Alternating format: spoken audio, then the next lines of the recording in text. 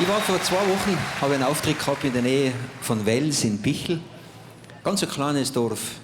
Und da ist mir was passiert, das hat mich fasziniert, das hat mir wirklich gut gefallen. Wir waren erstens einmal so herzlich willkommen.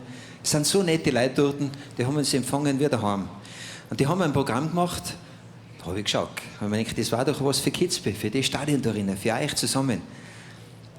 Was die machen, Leute, ich sage nicht viel, ich wünsche euch einfach viel Spaß. Der werden euch jetzt so was vorplatteln. Jetzt passt auf. Das sind die Vollgasplattler. Viel Spaß!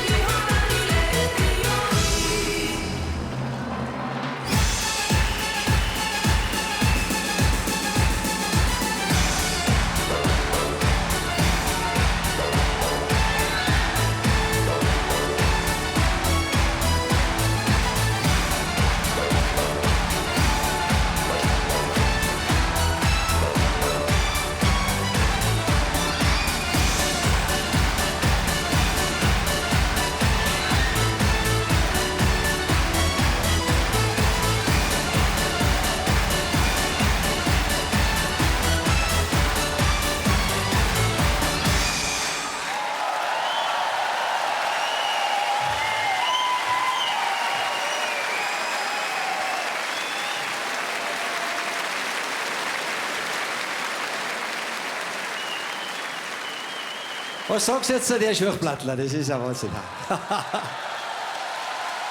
Das war wirklich gut. Gaudi muss sagen, apropos.